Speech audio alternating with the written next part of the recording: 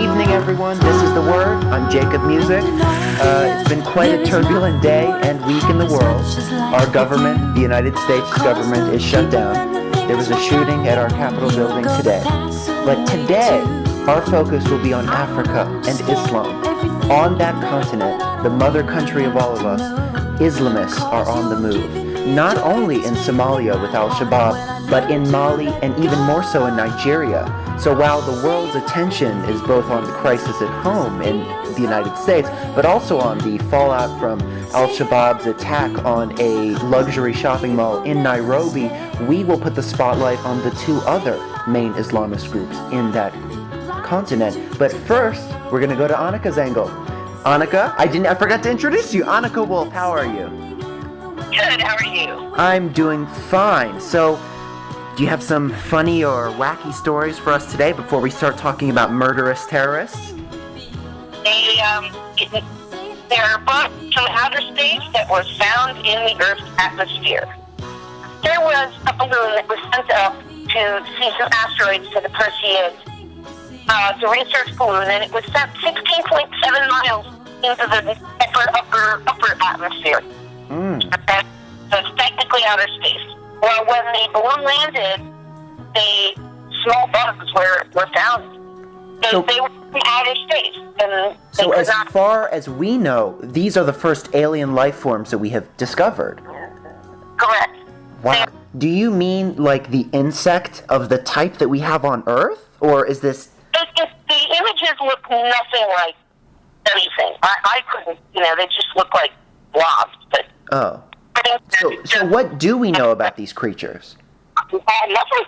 They're going to be publishing the findings in the Journal of Cosmology that life is continually arriving to Earth from space, and yet it is not restricted to the planet. And its origins almost certainly do not originate here. And if life does continue to arrive from space, then we need to completely change our view of biology and evolution, this professor said. So what else do you have for us today? Growing up and going throughout the world, as I did when I was younger, I remember going on my first overseas trip when I was 11, being told, look, you cannot act like a typical American. Apparently, Americans, we go abroad and we expect everyone to speak English. We do, we're yes. And expect them to conform to our language while we're visiting their country. Mm-hmm. Americans have notoriously been bad tourists. Well, Americans are not the worst of the worst anymore. It is China, believe it or not. Wow. And the Chinese have gotten to the point where they are giving their tourists tips on how to behave overseas. Well, what's so bad that the Chinese tourists are doing? Well, some of the instructions are do not pick your nose in public. That's normal in China? I guess. Do not leave footprints on public toilet seats, and do not steal life jackets. Let's go more into the one about the leaving the footprints on the toilet seat. Why is that even a necessary diktat to be told to Chinese tourists? I have no idea. I guess they stand on toilets. I mean, who knows? But what do you do when you stand on a toilet? Beats me. I never thought about that. Something like that, I mean, seriously? Standing on a toilet is just, so weird. Who knows? That must be, some weird Chinese thing. Yeah. Basically, Chinese are increasingly going abroad now because they are becoming more affluent, number one. But also because a lot of the debt-laden European nations have eased visa restrictions to attract these increasingly affluent tourists. And I think also debt-laden because they borrow from China, no? Yeah, Chinese own their debt. They need that many rules, and it's a book, not a sheet of paper. Book. So I have a question. Let's turn this back around and look at our society. If you were to create some guidelines for American tourists, what are the things that they need to avoid when going abroad? I think that, they need to learn some basic phrasing. Please, thank you, maybe where's the restroom, things like that.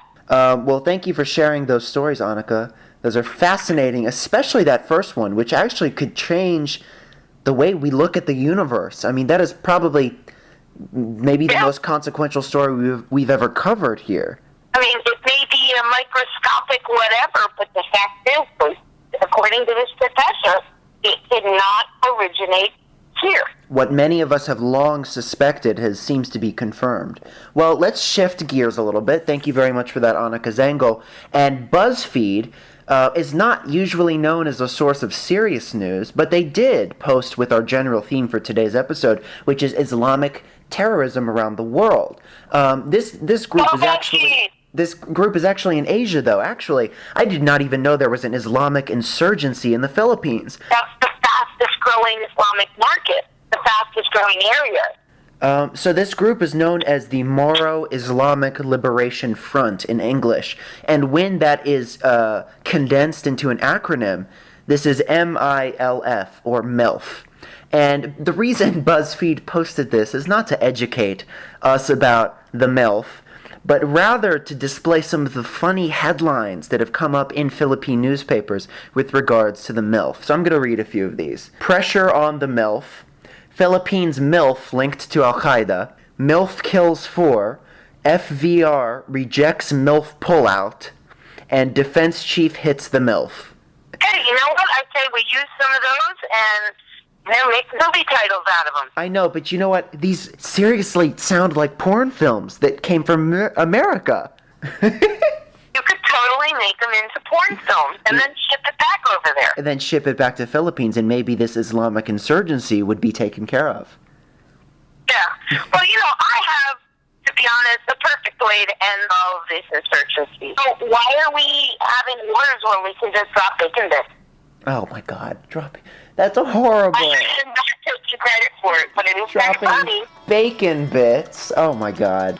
Well, we're going to go to break, and when we come back, we're going to start the more serious portion of this discussion and move our focus to Africa and two very influential and dangerous groups in that continent that are fighting for the establishment of Islamic states.